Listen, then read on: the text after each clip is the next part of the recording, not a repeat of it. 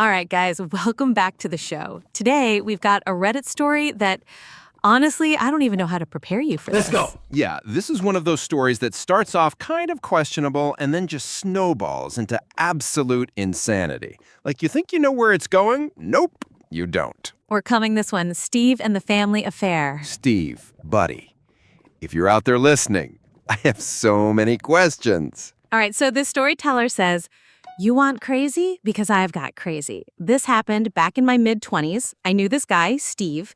He was 21. His girlfriend, 17. Still in high school. Oh, What? man, right off the bat. Yeah, not a great start. Anyway, Steve basically lived at her house. Like, every night he was over there watching TV with her family. The parents were actually pretty nice people. Eventually, the folks would head upstairs, and Steve and the girlfriend would hang back, get freaky on the living room floor or in the bathroom.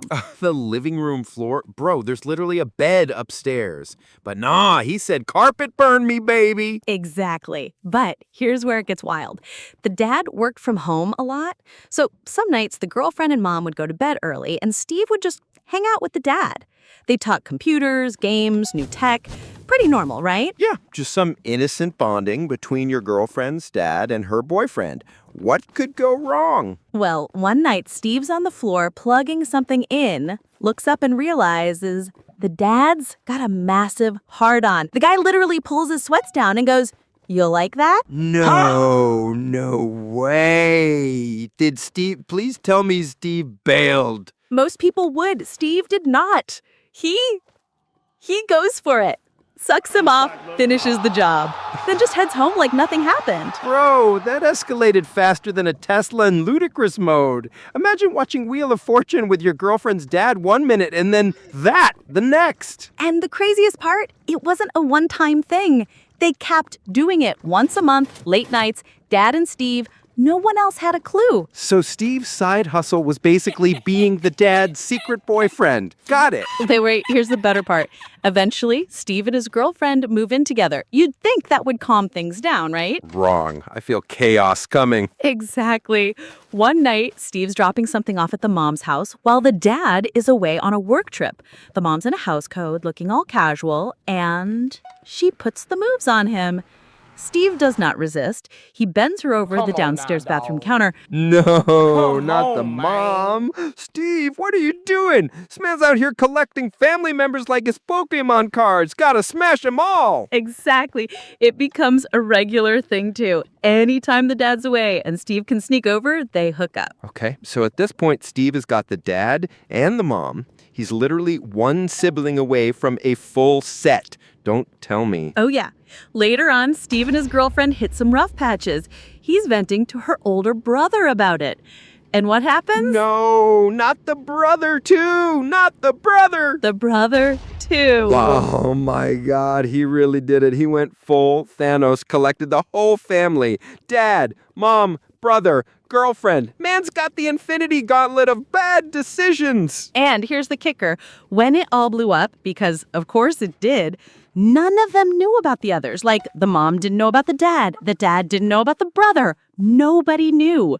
The only one who had the full picture was Steve. So basically, this man was the common denominator in the world's most dysfunctional soap opera. Exactly. And the storyteller just casually ends it with, "Yeah, I went on tour after that, never saw him again." He dropped the craziest family drama in history and then just Irish goodbye the whole situation. So here's my question. What do you even do as Steve? Like, you can't tell anyone. You can't brag about that. That's not a flex. It's a curse. Bro, you don't tell anyone except the entire internet, apparently. True.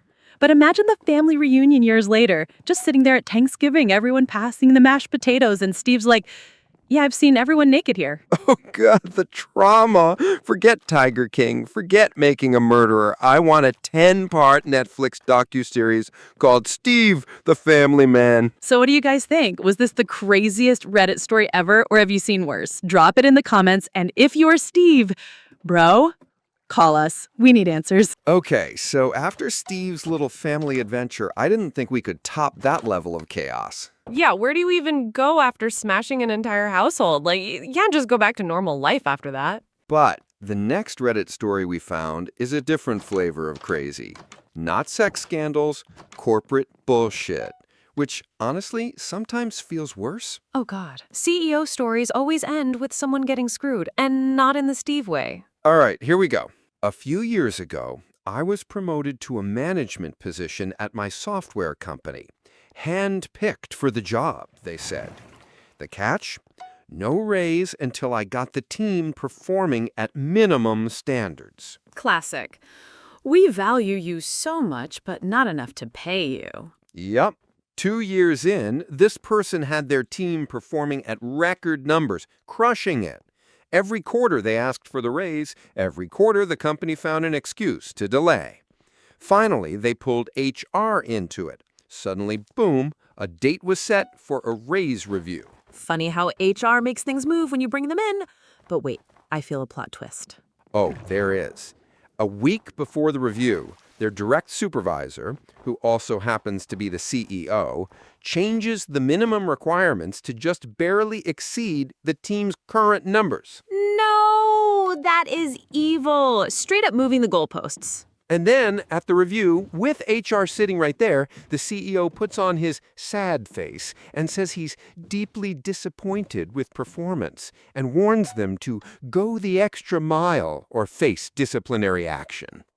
I'm not mad. I'm just disappointed. Bro, you rewrote the rules last week. What do you mean disappointed? So the OP gets pissed but doubles down. They neglect family, push their team to the limit, work themselves to death, and they make it. They actually beat the new requirements. Redemption arc incoming. CEO gotta eat his words. Except the CEO cheats again, calls OP into a meeting about making a training handout, dodges every detail, then tables it.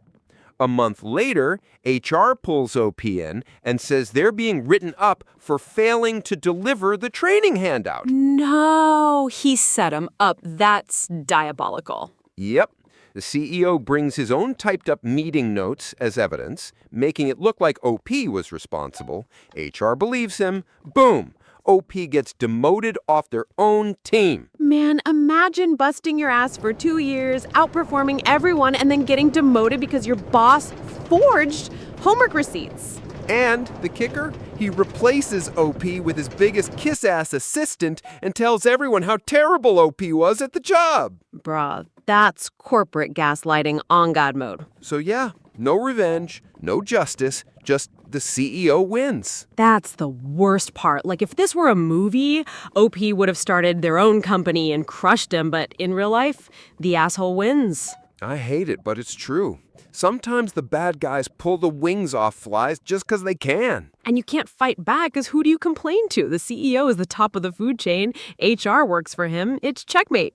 Honestly, this story gave me more rage than Steve's did. At least Steve's was chaotic fun. This is just depressing. Oh, facts. Steve out here is smashing entire families while this poor manager is getting smashed by capitalism. So, there you go. 2 kinds of Reddit crazy. Family chaos and workplace fuckery. Honestly, I don't know which one's worse. One ruins your reputation, the other ruins your career. Let us know in the comments. What do you think? Which story blew your mind more? Steve, the family collector, or the CEO from hell? And if your boss has ever pulled some evil move like this, we want to hear about it. Misery loves company. Okay, so we've had chaotic family drama with Steve, then pure workplace villainy with the CEO from hell. Yeah, I'm already emotionally drained. Like, what could possibly be next? Next, we're going back to childhood, camp, school, and one of the weirdest, darkest kid stories I've ever read on Reddit. Ah, no. Childhood trauma incoming. So the storyteller says, when I was about 9, there were 2 boys in the special needs class, Dave and Matt. They were older, like 12 or 13, but let's just say Dave had the lion's share of the issues.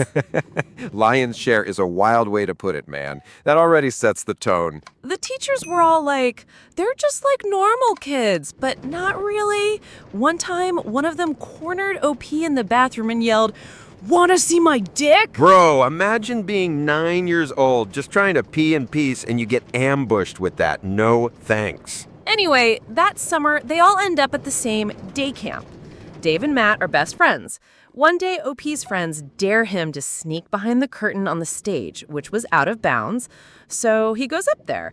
And then Dave sneaks up on him and starts choking him. Wait, what? Out of nowhere? Yeah, just straight up choking him. OP thinks he's about to die. Nobody can see them, so OP shoves Dave, and Dave trips, gets tangled in the curtain, falls 4 feet off the stage, head first, splits his head open. Oh my God, that's not a camp story. That's a Dateline episode. OP runs out from behind the curtain, the whole camp staring.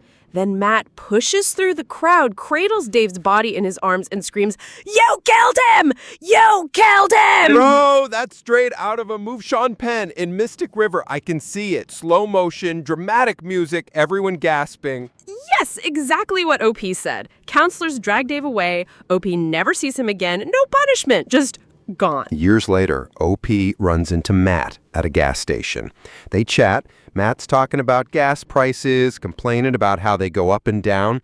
Then, some economics freshman overhears him and starts lecturing Matt on supply and demand curves, complete with air graphs. Oh my God, the audacity. Explaining Econ 101 to a guy who has no idea what you're talking about. And OP's just standing there like, I can't exactly interrupt this lecture to tell you Matt has no idea what you're saying because, yeah. So he just had to stand there awkwardly watching an econ bro give a TED talk to a guy who just wanted to complain about gas prices. Incredible. I don't even know what to do with this story. It starts with childhood trauma, turns into Shakespearean tragedy, and ends at a gas station economics lecture. Honestly, that's the full Reddit arc right there. Childhood drama, traumatic climax, awkward adult anecdotes. Bro, it's wild, though. Like, did Dave survive? Where is he now? We'll never know. Dave, if you're out there, call us. We need answers. And also, don't choke anyone. So, today we've covered one man sleeping with an entire family, a CEO destroying an employee's career, and a summer camp incident straight out of a dark comedy. That's a hell of a triple feature. Family, corporate, childhood trauma. We've hit every category of chaos today. Which story hit you hardest? Drop it in the comments. Team Steve, Team CEO, or Team Summer Camp? And hey, if you've got a story this insane, send it in. We'll roast it, react to it, and probably question reality.